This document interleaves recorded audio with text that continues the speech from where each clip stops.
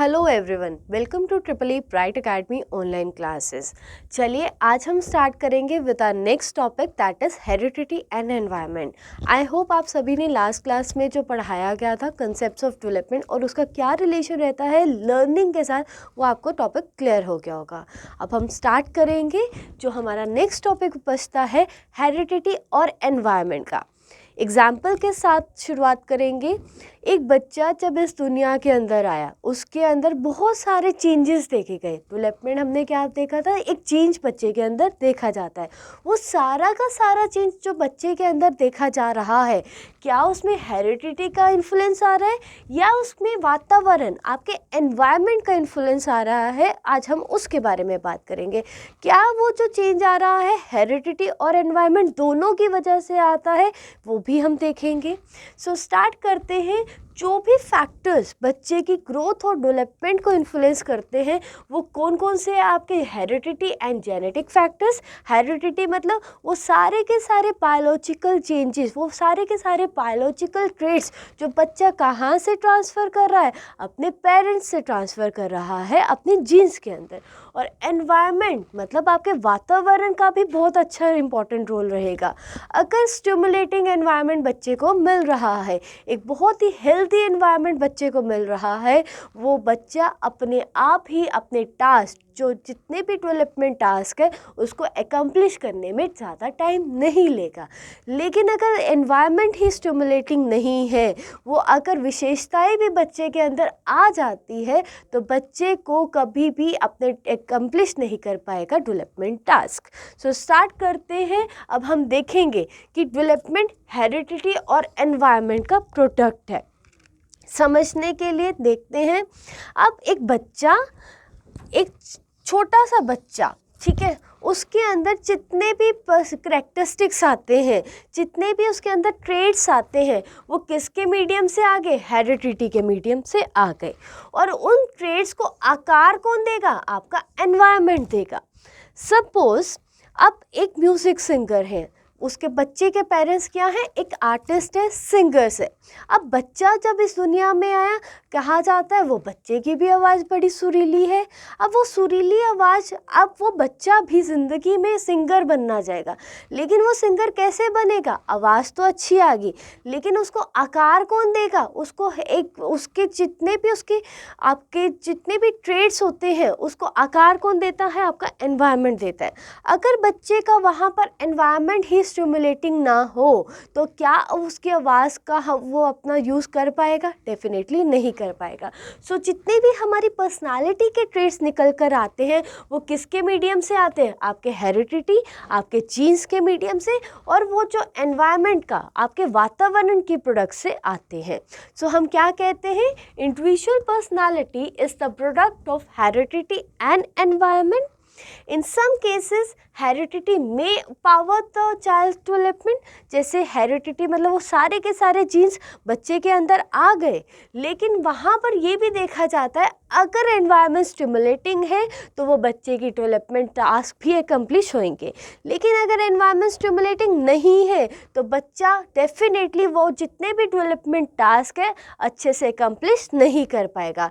बहुत important line है, ये चीज़ समझनी चाहिए कि डेवलपमेंट हमारी कैसे होती है, आपके हेरिडिटी और एनवायरनमेंट दोनों से मिलकर हो जाती है। फिर उसके बाद अब हम देखेंगे हेरिडिटी क्या है। Basically heredity provides the basic for the development of human personality. ये एक लिमिट सेट कर लेती है। आपकी जितनी भी इनबोर्न एबिलिटीज़ होती है, वो सारी की सारी आपके अंदर इनेट कहाँ से हुई है, आपके हेरिडिटी से हुई है। Heredity is what a person is born with. वो सारी की सारी इनबोर्न एबिलिटीज़ क्या है, आपकी हेरिडिटी के अंदर आ गई। All the qualities that the child has inherited from the parents is called as heredity। कहते हैं ना, कहीं पर एग्जाम्पल भी सुना होगा, यार ये तो अपने फादर के ऊपर क्या है, जैसे फादर है वैसे ही उसका बच्चा निकल कर आया, जितना फादर गुस्से में रहता है वैसे ही बच्चा गुस्से में अंदर रहता है। वो सारी की सारी इनेट जो एबिलिटीज़ थी बच्चे ने अपने अंदर सारी इंकलकेट करी। कहाँ से करी? वो हेरिडिटी से करी। वो सारी की सारी इनेट क्वालिटीज़ उसके जीन्स में आ जाती है, जिसे हमने किसका नाम दे दिया?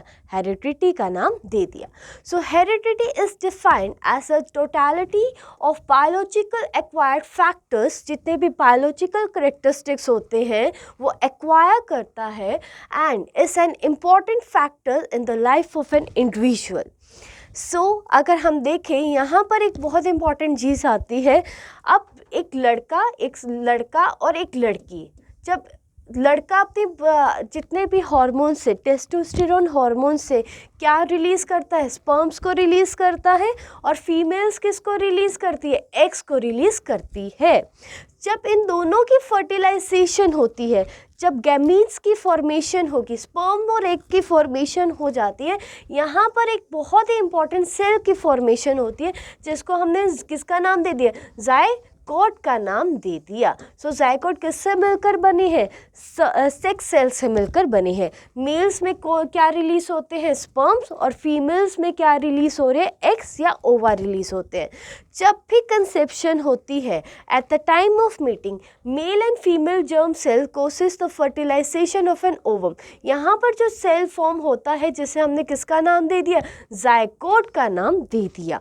अब यहाँ पर आपका क्वेश्चन निकल कर आता है, टोटल पेयर्स ऑफ क्रोमोसोम कितने हैं होते हैं जायगोट के अंदर? आंसर है टोटल पेयर्स कितने हो गए? 23। और नंबर्स में अगर बात आ जाए तो नंबर्स कितने हैं? आंसर है 46 इन नंबर। कितना नंबर होता है आपके क्रोमोसोम्स का? 46 इन नंबर। तो 22 जो क्रोमोसोम्स होते हैं वो तो ऑटोनोमस होते हैं, जो सिंपल क्रोमोसोम्स होते हैं, जहाँ पर सेक्स डिटर्मिनेशन का कोई रोल नहीं होता। लेकिन जो लास्ट का वन पेयर होता है, जो लास्ट पेयर होता है, जिसको हमने किसका नाम दे दिया? सेक्स डिटर्मिनेशन का नाम दे दिया। यही वो क्रोमोसोम है जो ये पता कर पाता है कि ये लड़का होगा या ये लड़की होगी। यहाँ पर अगर फीमेल्स फॉर्म, अगर एक्स की मीटिंग हो जाती है तो क्या फॉर्म होगी? एक लड़की फॉर्म होगी, दैट इज एक फीमेल होगी। और अगर यहाँ पर मीटिंग हो जाती है, एक्स और वाई की मीटिंग हो जाती है, तो वाई क्या प्रेडिक्ट करेगा? मेल्स को, कि यहाँ पर जो बच्चा निकलता है वो क्या होगा? आपका लड़का होगा। इम्पॉर्टेंट चीज़ जो यहाँ पर पता होनी चाहिए, आपको ये पता होना चाहिए, जब भी सेक्स सेल्स की मीटिंग होती है तो सेल फॉर्म होता है, जायगोट की फॉर्मेशन होती है। और जायगोट में टोटल नंबर ऑफ क्रोमोसोम्स कितने प्रेजेंट है? आपके 46 नंबर। और अगर हम पेयर्स में बात करें तो 23 पेयर्स होते हैं। 22 पेयर्स में ऑटोनोमस होता है। लेकिन जो लास्ट का जो क्रोमोसोम होता है उसको हमने किसका नाम दे दिया? सेक्स डिटर्मिनेशन का नाम दे दिया। यही वो क्रोमोसोम है जो पता कर पाता है कि वो बच्चा लड़का होगा या वो बच्चा लड़की होगी। अगर XX फॉर्म हुए तो लड़की होगी, और अगर XY फॉर्म होते हैं तो क्या फॉर्म होगा? लड़का फॉर्म होगा। अब हम हेरिडिटी के बारे में देख रहे थे।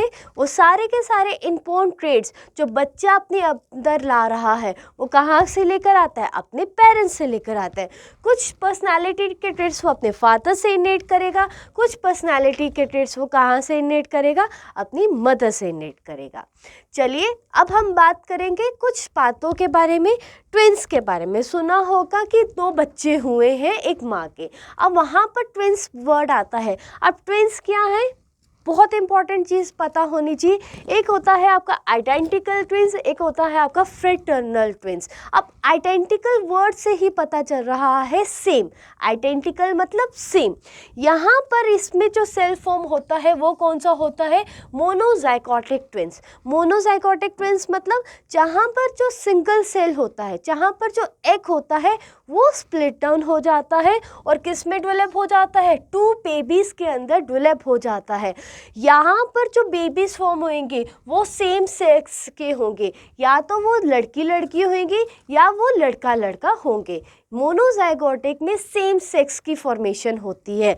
लेकिन अगर मैं फ्रेटर्नल ट्विंस के बारे में बात करूं तो यहाँ पर कितने जाइगोट फॉर्म हो रहे हैं? आपके 2 जाइगोट फॉर्म हो रहे हैं, जिसको हमने किसका नाम दे दिया? डाइजाइगोटिक का नाम दे दिया, विच arise from germination of 2 separate ओवा। मतलब यहाँ पर दो एग्स जो होते हैं वो स्प्लिट टर्न हो जाते हैं, जिससे जो क्या फॉर्म करेगा? आपका डाइजाइगोटिक ट्विंस को फॉर्म करेगा।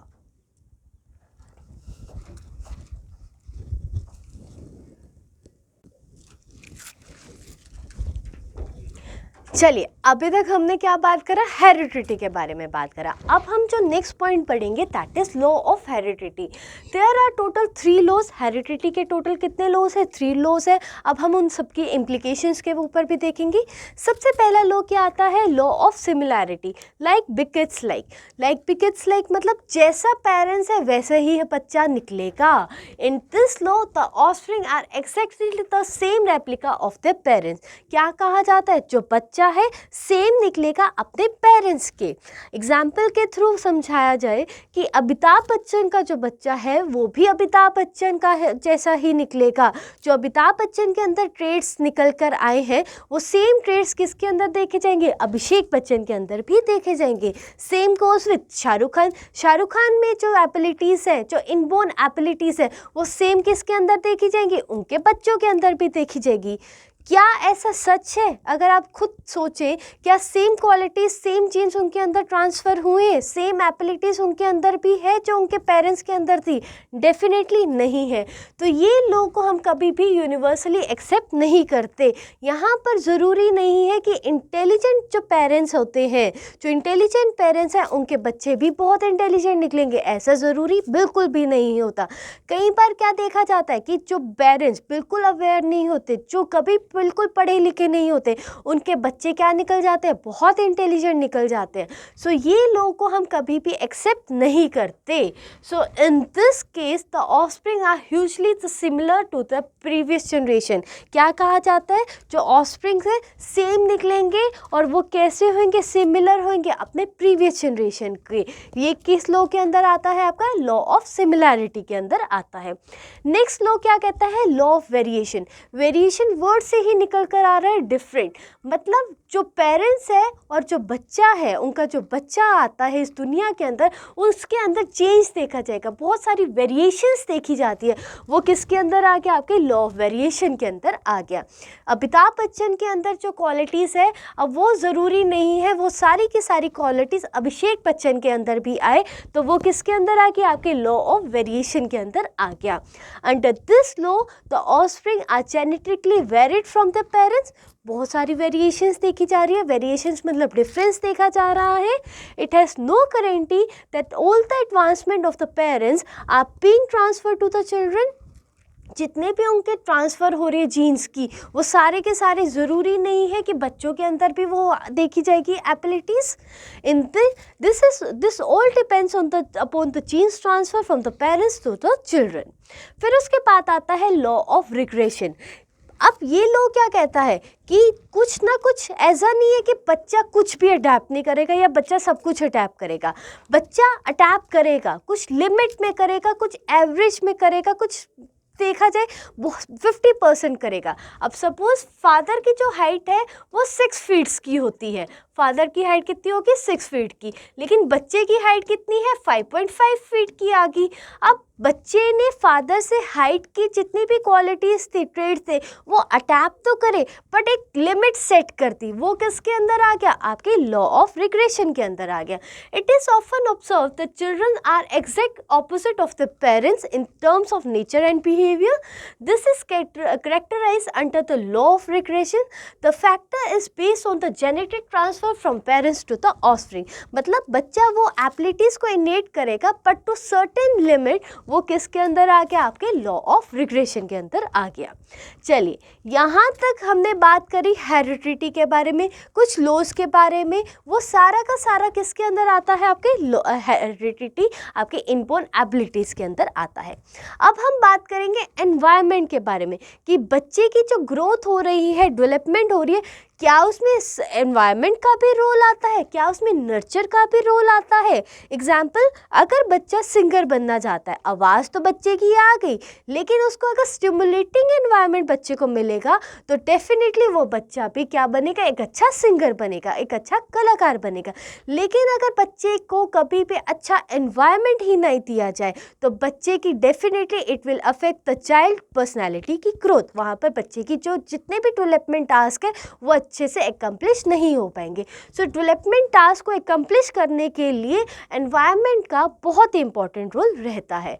Environment plays a very important role in the modification of the behaviour. सारी की सारी मॉडिफिकेशन इन द बिहेवियर वहाँ पर एनवायरनमेंट का बहुत इंपॉर्टेंट रोल रहेगा।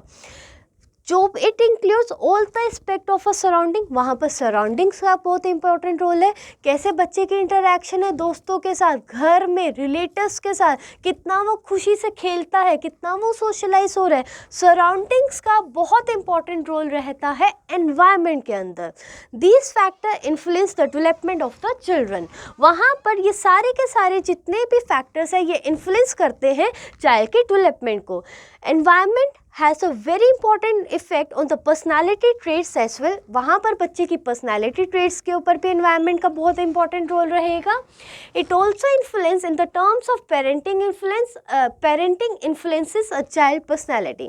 मतलब अगर parenting अच्छी है, अगर democratic parenting है तो बच्चा बहुत अच्छा निकलेगा। अगर parenting अच्छी नहीं है, negative parenting है, तो वहाँ पर बच्चे के कभी भी जितने भी development task होते हैं वो बच्चा इतने अच्छे से एकम्प्लिश नहीं कर पाएगा। सो वहाँ पर एनवायरनमेंट का, होम एनवायरनमेंट का, फैमिली एनवायरनमेंट का बहुत इंपॉर्टेंट रोल रहेगा। आपकी कितनी कोहेसिव है फैमिली एनवायरनमेंट, कितने बच्चे को मोटिवेट किया जा रहा है अपने जितने भी उसके एबिलिटीज़ है उसको एकम्प्लिश करने के लिए, एनवायरनमेंट का वहाँ पर इम्पॉर्टेंट रोल रहता है। फिर उसके बाद हम देखेंगे कुछ, ये नॉर्मल एक इमेज है जो हम क्या बताता है, एक कनेक्शन बताता है बच्चे का, कैसे घर में है, स्कूल के अंदर है, नेबर्स के साथ कैसा कनेक्शन है। बच्चा वो उन एक्टिविटीज़ के जो इतना भी अपने दोस्तों के साथ खेलता है उस एक्टिविटीज़ में कितना इंपॉर्टेंट रोल प्ले करता है। क्या वो खुशी से खेलता है? अगर वो खुशी से खेलता है तो डेफिनेटली वो बहुत अच्छा सोशलाइज होगा। वो सारे के सारे ये स्ट्रक्चर जो होता है, ये सारा का सारा मीडियम क्या इन्फ्लुएंस करेगा, बच्चे की ग्रोथ को भी इन्फ्लुएंस करेगा और बच्चे की पर्सनालिटी को भी इन्फ्लुएंस करता है। फिर उसके बारे में बात आती है नेचर एंड नर्चर के बारे में। नेचर और नर्चर मतलब क्या होता है? नेचर मतलब वो सारे के सारा बच्चा वही बनेगा जो कुछ भी वो इनेट हुआ है उसके जीन्स के मीडियम से। नेचर में आ गया एक प्राकृतिक, वो स्टैटिक रहेगा, उसमें कोई चेंज नहीं आएगा। नेचर में आता है आपके जीन्स एंड हेरिडिटी फैक्टर। कैसे जीन्स और हेरिडिटी फैक्टर्स का इंपॉर्टेंट रोल रहेगा, वो क्या इन्फ्लुएंस करेगा, बच्चे के फिजिकल अपीयरेंस को इन्फ्लुएंस करेगा, बच्चे की पर्सनैलिटी को इन्फ्लुएंस करेगा। लेकिन मैं अगर एनवायरनमेंट के बारे में बात करूं, नर्चर के बारे में बात करूं, तो बच्चा कैसे ज़िंदगी में बनेगा, वहाँ पर उसका एनवायरनमेंट का भी बहुत इंपॉर्टेंट रोल रहेगा।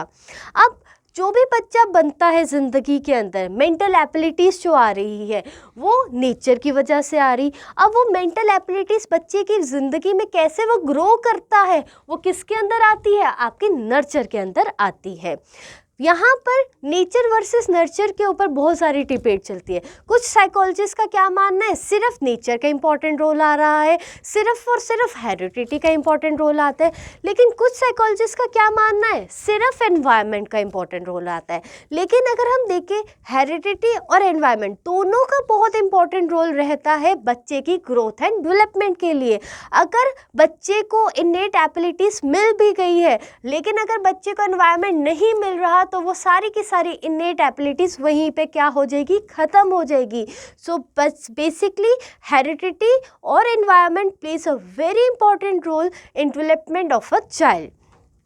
अगर हम यहाँ पर बात करें, nature refers to all the genes and heredity factors. Nature मतलब प्राकृतिक में बहुत इंपॉर्टेंट रोल रहता है आपके हेरिडिटी का भी और आपके जितने भी जीन्स फैक्टर्स का, that influences who we are from our physical appearance। आपके फिजिकल अपीयरेंस में, आपके बॉडी करेक्टरिस्टिक्स में, आपकी पर्सनालिटी के अंदर सारा किसका रोल रहता है? आपके नेचर का रोल रहेगा। लेकिन अगर मैं नर्चर के बारे में बात करूं, लेकिन अगर मैं एनवायरनमेंट के बारे में बात करूं, वहाँ पर आप कैसे सोशलाइज हो रहे हो दोस्तों के बीच में, कैसे आप सराउंडिंग से घिरे हुए हो, कितना स्टिमुलेटिंग एनवायरनमेंट है, वो किसके अंदर आएगा? नर्चर के अंदर आएगा। अब जॉन लोके ने कहा था कि जब भी हम दुनिया के अंदर आते हैं, we are born with a blank slate, हमें कुछ नहीं पता होता। अब वहाँ पर उन्होंने सिर्फ और सिर्फ किसको इम्पोर्टेंस दे दिया? नर्चर को, आपको नर्चर को इम्पोर्टेंस दे दी, एनवायरनमेंट को इम्पोर्टेंस दे दी। लेकिन एनवायरनमेंट भी बहुत इंपॉर्टेंट रोल प्ले करेगा आपकी मॉडिफिकेशन इन द बिहेवियर लाने में, और नर्चर, आपके नर्चर दैट इज नेचर का भी बहुत इंपॉर्टेंट रोल रहेगा, आपकी हेरिडिटी का भी बहुत इंपॉर्टेंट रोल रहता है आपकी डेवलपमेंट के ऊपर। अब हम बात करेंगे, यहाँ तक आपका पूरा रहता है हेरिडिटी और एनवायरनमेंट के ऊपर। अब हम बात करेंगे कुछ क्वेश्चंस के बारे में जो प्रीवियस ईयर्स में आए हुए हैं।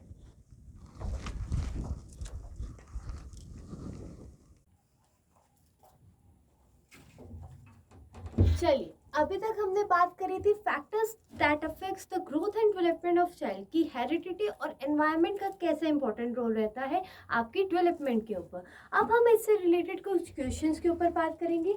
सबसे पहला क्वेश्चन जो निकल कर आता है that is nature and nurture refers to. जो नेचर है और नर्चर है वो किसको रेफर करता है?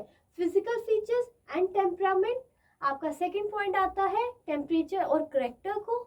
थर्ड पॉइंट आता है आपका हेरिडिटी और एनवायरनमेंट को, और फोर्थ पॉइंट आता है आपका इंटरनल एंड एक्सटर्नल एनवायरनमेंट को ये रेफर करता है।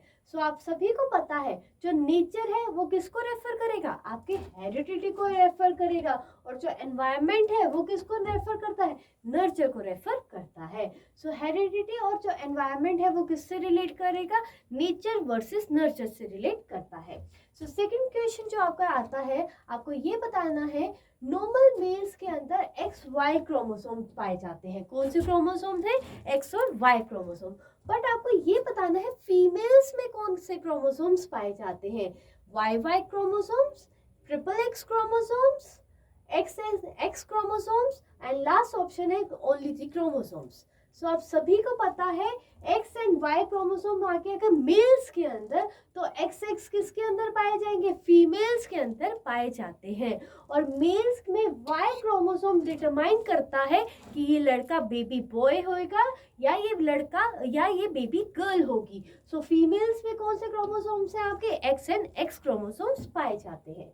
फिर उसके बाद आता है next question, who gave the theory of heredity. Heredity की जो थ्योरी थी वो किसने दी थी? लैंडमार्क ने दी थी, डेल्टन ने दी थी, थर्ड पॉइंट गेल्टन ने दी थी, या फोर्थ पॉइंट आता है मेंटले ने आपकी हेरिडिटी की थ्योरी दी थी। आप सभी को पता है आपकी जो थ्योरी थी हेरिडिटी की वो किसने दी थी? मेंटले ने दी थी। मेंटले ने किसकी थ्योरी दी थी? आपकी हेरिडिटी की थ्योरी दी थी। नेक्स्ट क्वेश्चन जो आता है आपका, which of the following statements is true about the role of heredity and environment. आपको ये बताना है कौन सी ऐसी स्टेटमेंट है जो सच है हेरिडिटी और एनवायरनमेंट से रिलेटेड। पहला point, certain aspects of development are influenced more by heredity। कुछ डेवलपमेंट जो होती है वो इन्फ्लुएंस होती है आपकी हेरिडिटी से भी, और कुछ इन्फ्लुएंस होती है आपके एनवायरनमेंट से भी। क्या ये सही है? फिर उसके बाद child ability to learn and perform is completely decided by genes. सिर्फ और सिर्फ जीन्स का इंपॉर्टेंट रोल आ रहा है, क्या ये सही है? फिर third, good care and nutrition diet can fight with any disorder child is born with. सिर्फ और सिर्फ नेचर, यहाँ पर आपके न्यूट्रिशन का इंपॉर्टेंट रोल आ रहा है, और environment plays a very significant role in the child's language development. आपको ये बताना है कि इनमें से कौन सी ऐसी स्टेटमेंट सही है रिलेटेड टू हेरिडिटी और एनवायरनमेंट से रिलेटेड। अगर मैं इस ऑप्शन के बारे में बात करूं, A is the right option. जितने भी आपके डेवलपमेंट होती है that is only influence by heredity and by environment. सिर्फ और सिर्फ जीन्स का कोई इंपॉर्टेंट रोल नहीं रहेगा, सिर्फ और सिर्फ न्यूट्रिशन का इंपॉर्टेंट रोल नहीं रहेगा, और सिर्फ एनवायरनमेंट का नहीं रहेगा। आपके जितने भी डेवलपमेंट होती है वहाँ पर आपकी हेरिडिटी और एनवायरनमेंट दोनों का इंपॉर्टेंट रोल रहेगा। सो नेक्स्ट क्वेश्चन जो आपका आता है, which of the following is predominantly a heredity related factor? Attitude towards peers है। Second point, thinking pattern. Third, colours of the eyes. And fourth option, participation in the social activities. आपको ये बताना है इनमें से कौन सा ऐसा फैक्टर है जो हेरिडिटी से रिलेट करेगा। आपके दोस्तों के साथ खुलना मिलना, आपकी सोच, आपके करेक्टरिस्टिक्स ऑफ आइज, पर्सनालिटी के या जितने भी ट्रेड्स होते हैं, या participation in the social activity. So इसका जो आंसर है वो आएगा आपका option number C, that is colours of the eyes जो होती है वो किससे मैच करेगी? आपकी हेरिडिटी से मैच करेंगे। जितनी भी ट्रांसफर ऑफ जीन्स होंगी वो तो कुछ भी हो सकती है, वो सो आपके हेरिडिटी से क्या रिलेट होगा? आपके colours of the eyes. Next question आता है, monozygotic is refers to dash twins whereas dizygotic is refers to dash twins. आपको ये बताना है मोनोजाइगोटिक मेल से रिलेट होगा या फीमेल से होगा। सेकंड ऑप्शन आता है female and males. Third option आता है fraternal and identical. And fourth option आता है आपका आइडेंटिकल एंड फ्रेटर्नल। सो अगर मैं बात करूं, मोनो मतलब सेम, जो सिंगल सेल से मिलकर बने हैं उन्हें हम क्या नाम देते हैं? आइडेंटिकल का नाम देते हैं। वेरस डायजाइगोटिक मतलब जहां पर दो सेल्स मिल जाते हैं, दो स्प्लिट डाउन हो जाते हैं, उसे हमने किसका नाम दे दिया? डायजाइगोटिक का नाम दे दिया। दैट इज फ्रेटर्नल ट्विंस को ये बनाएंगे। सो मोनोजाइगोटिक किसको बनाएंगे? आइडेंटिकल ट्विंस को बनाते हैं, दैट इज सेम पीबीज को बनाएंगे। या तो वो लड़का लड़का हो सकता है या लड़की लड़की हो सकती है। लेकिन डायजाइगोटिक ट्विंस को बनाएंगे, फ्रेटर्नल ट्विंस को बनाएंगे। लड़का लड़की भी हो सकती है, लड़की लड़का हो सकती है, या लड़का लड़का भी हो सकता है, या लड़की लड़की भी हो सकती है। सो यहाँ तक कुछ इंपॉर्टेंट क्वेश्चंस थे आपके, जो अभी हमने बात करी आपके हेरिडिटी और एनवायरनमेंट से रिलेटेड। किसी को भी कोई क्वेश्चन या डाउट आता है वो डिस्कस कर लीजिएगा। Thank you and have a very nice day.